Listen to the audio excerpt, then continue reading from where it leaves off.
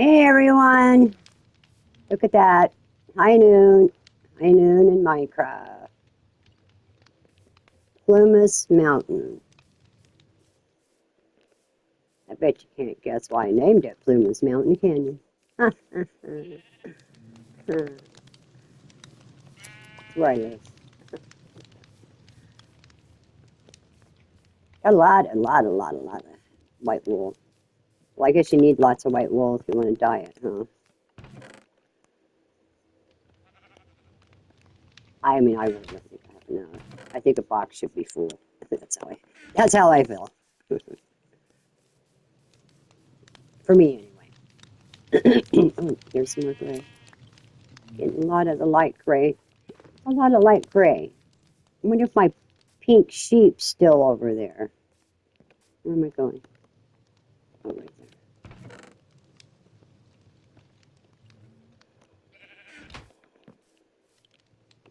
Yeah, I'll have it. I'm beads. I'm not over there. When I do go back, he'll still be there. But if it was anywhere near the vicinity, because they don't last very long. You know, they don't stay spawned like the white ones and the black ones and the light gray, dark gray.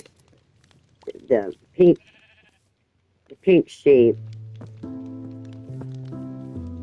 spawn occasionally.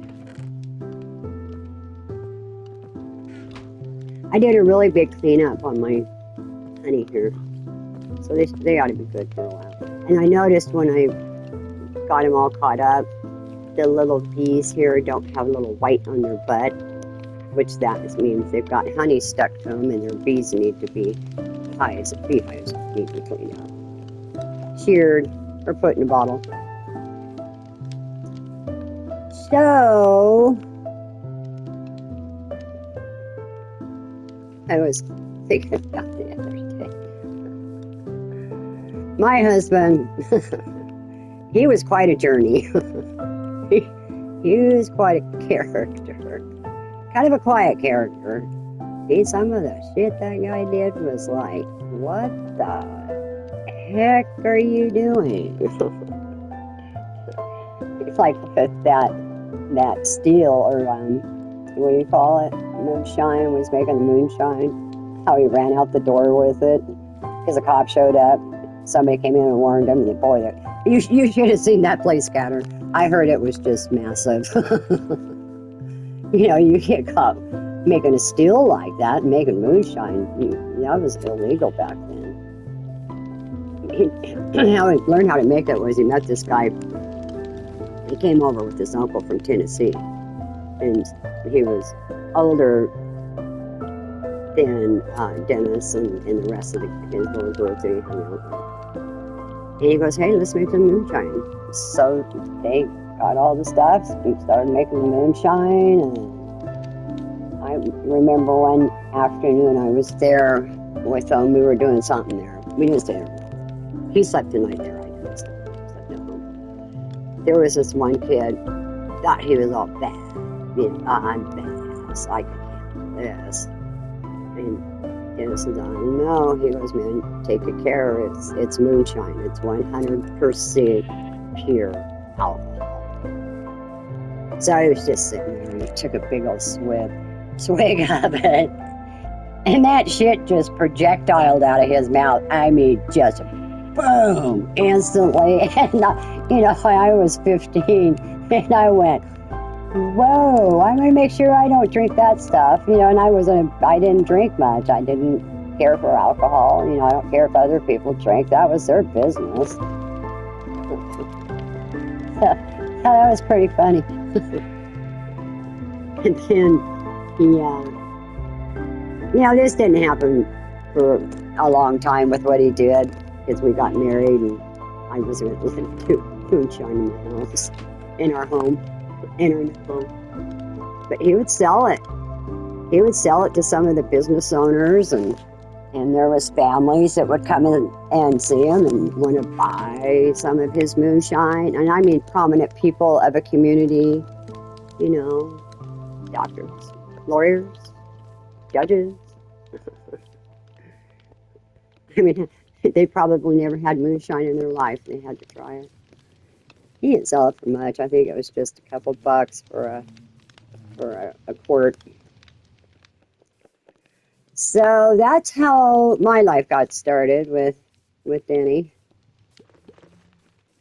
It's pretty interesting. It's like, wonder what else I'm gonna adventure I was gonna go on with him. I had a lot of adventures in my married life. Some of them were bizarre, and some of you are probably thinking, why the hell did she even stay with him? Is because I loved him. He was harmless. Some of it was harmless. Some of it wasn't. The alcohol wasn't harmless. They killed him eventually. What's that old term? Was it the 80s or the 90s? I think it was the 70s. No, late 70s going into the 80s. Drugs, sex, and rock and roll.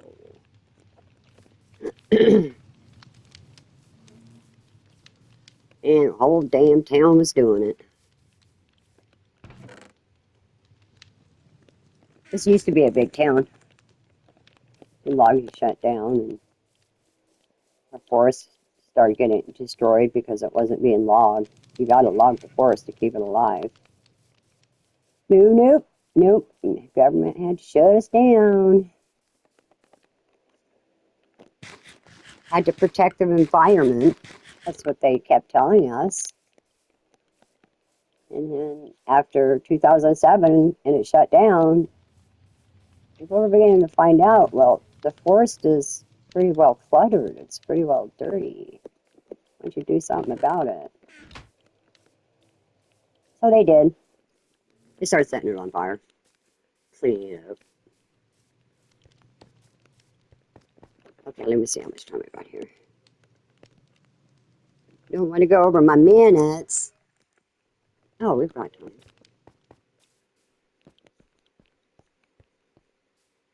You know, it was, because we got married in February. I think I needed something from here. I'm not going to tell you where I'm going yet. We got married in February, March, April, May, June. I think because it was right after we got married. Oh, this is where the adventure gets better. He got ran over by a rubber-tired skidder. It's got big wheels for huge, 5 feet tall, 4.5 feet tall. I'm 5'4", so they're a little taller than me. They're full of calcium. Well, he decided he partied a little bit the night before, and he decided the skidder wasn't coming back. It was a rubber-tired skidder, and it wasn't coming back. And so an hour went by, and it still hadn't come back because something was going on with the engine. So his cousin was the driver. He was the operator, I should say, of the skidder. And Dennis thought, I think I'll just lay in the skid trail because when the skidder comes through, it loosens up the dirt and it's nice and cool. It was early in the morning. It gets nice and cool, and so he lay down and put his hat on his head on his hard hat and went to sleep. Now, when Dennis lay down and went to sleep, he went to sleep. I don't care where he was, he went to sleep.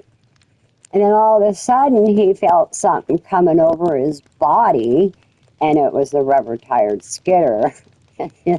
his cousin was driving it. And so and if Dennis's head was not on his hard hat, it would have squashed his head, so he would have been dead.